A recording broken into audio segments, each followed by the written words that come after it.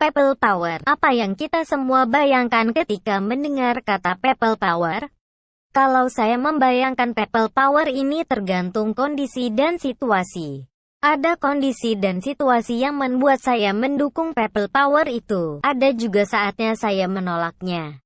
Dan saya mengalami dua kejadian people power di mana saya mendukungnya. Dan satu lagi, saya menolaknya. People power yang saya dukung adalah di tahun 1998. Soeharto lengser karena adanya people power. Perasaan saya saat ini, tahun 1998, sangat bunga, senang, gembira, mendukung, dan berapi-api. Tahun 1998 itu saya masih berkantor di Bilangan Sudirman, tepatnya di Gedung Sumitmas Tower 2 lantai 12. Dari jendela kantor memang tak bisa melihat sampai ke Senayan karena banyaknya pepohonan di sepanjang jalan protokol. Namun, saya tidak akan pernah lupa dua momen dari kejadian people power saat itu. Momen pertama, ketika saya dengan supir taksi Bluebird berkeliling mencari jalan pulang dari ke rumah saya yang letaknya di Jalan Paku Buwono, Kebayoran Baru. Saat itu sekitar jam 5.30 sore. Tiba-tiba jalanan ditutup hingga supir harus mencari jalan alternatif sampai ke Blok M lalu dibelokkan ke arah Radio Dalam. Supir taksi sangat mengkhawatirkan saya karena penampakan saya yang sipit seperti keturunan Tionghoa. Saya sendiri berani, karena tidak merasa sebagai keturunan Tionghoa.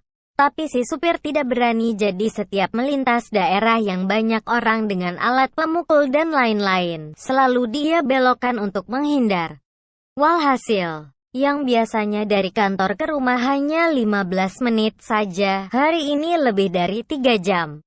Dan argo taksi, saya minta tetap dijalankan. Yang biasanya ongkos taksi hanya Rp15.000. Hari itu sampai Rp380.000. Supir taksi itu menolak ketika akan saya bayar. Akhirnya saya tetap membayar setengah dari harga argo. Momen kedua, ketika bis besar sebesar bis parawisata berwarna biru melintas di depan gedung kantor. Saya dan teman-teman tergopoh-gopoh turun ke jalan ingin melihat sang pahlawan reformasi yang dengan senyumnya berdiri di dalam bis sebelah supir sambil melambaikan tangan. Dia, Amin Rais.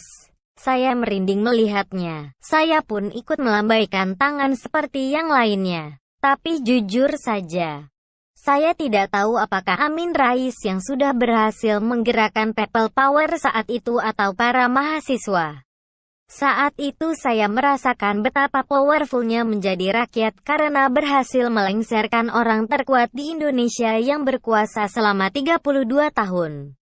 Dan saat itu saya memahami arti dari kedaulatan tertinggi berada di tangan rakyat. People power yang saya tolak adalah di tahun 2017. Saat Rizik Syihab dengan VP-nya menggerakkan massa untuk memenjarakan Gubernur Jakarta. People power yang kedua ini tidak hanya ditolak oleh saya secara pribadi, tapi dunia pun menolaknya. People power kedua ini benar-benar dipandang sebagai satu presiden hukum terburuk sepanjang masa di Indonesia, di mana hukum benar-benar dikalahkan oleh people power demi keamanan nasional. Sekarang, di Pilpres 2019, lagi-lagi kita mendengar Amin Rais tiba-tiba menggaungkan kata people power. Lalu people power ini dijadikan alat untuk mengancam negara dan bangsa Indonesia oleh kubu paslon nomor urut 02. Lu tetapkan gue sebagai presiden Indonesia. Atau gue gerakan massa, kasarnya seperti itu kan ancaman kubu Prabowo untuk memaksa KPU melegitimasi kemenangannya. Dan kita tahu, siapa atau pihak mana yang akan menjadi event organizer dari people power ini. Mereka adalah EO yang sama yang dulu menggerakkan massa untuk memenjarakan Gubernur Jakarta. Wow, lagi-lagi mereka akan menggunakan agama sebagai alat agitasi pada rakyat untuk bergerak. Kalau sudah begini, tidak bisa lagi TNI atau Polri yang menghadapi.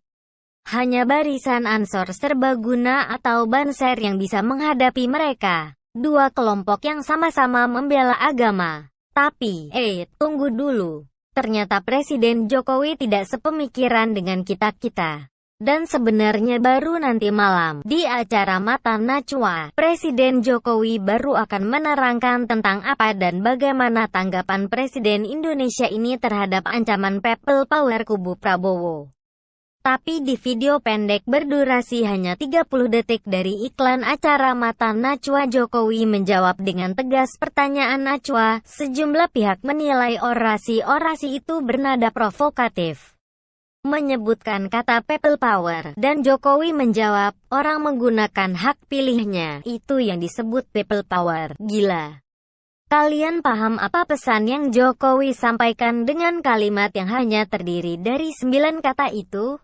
Saya sampai merinding mendengarnya. Bagi Jokowi, people power itu adalah kedaulatan tertinggi di tangan rakyat berdasarkan konstitusi. Dengan Undang-Undang Dasar 1945 yang sudah direvisi, tidak ada lagi people power lain selain rakyat Indonesia yang tunduk pada konstitusi.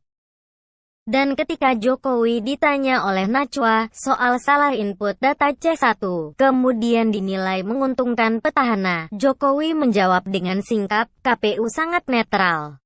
Kalau ada salah input data, ya dikoreksi. Sekarang saya paham mengapa Profesor Dr. Romli Atmasasmita SH mengeluarkan peringatan keras kepada pihak Prabowo dan Sandiaga Uno bahwa ada hukum di negeri ini. Peringatan ini dia tujukan langsung pada ahli-ahli hukum Prabowo dan Sandiaga Uno untuk memberikan saran berdasarkan Undang-Undang Dasar 1945 dan tidak hanya mementingkan masalah kemenangan saja.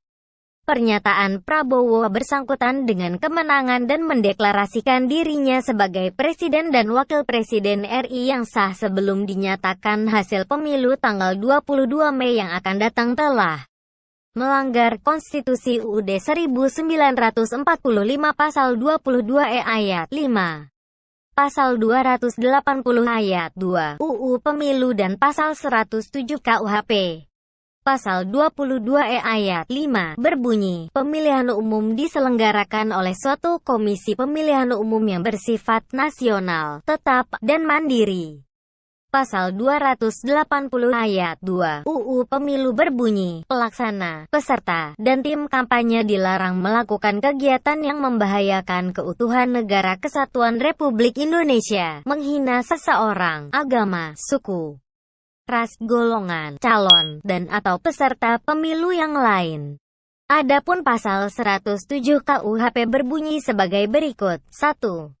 Makar dengan maksud untuk menggulingkan pemerintah, diancam dengan pidana penjara paling lama 15 tahun. 2. Para pemimpin dan pengatur makar tersebut dalam ayat 1 diancam dengan pidana penjara seumur hidup atau pidana penjara sementara paling lama 20 tahun. Jika Prabowo dan Sandiaga Uno berpegang pada apa yang dia ucapkan di setiap kesempatan dan juga di setiap debat Pilpres untuk berkomitmen menegakkan hukum dan perundangan di Indonesia, seharusnya dia paham bahwa apa yang selama seminggu terakhir ini adalah sikap pelanggaran terhadap janji yang dia ucapkan sendiri. Semakin tidak layak saja orang ini untuk menjadi pemimpin Indonesia. Kalian mau dipimpin oleh orang seperti Prabowo dan Sandiaga Uno. Gotta catch 'em all.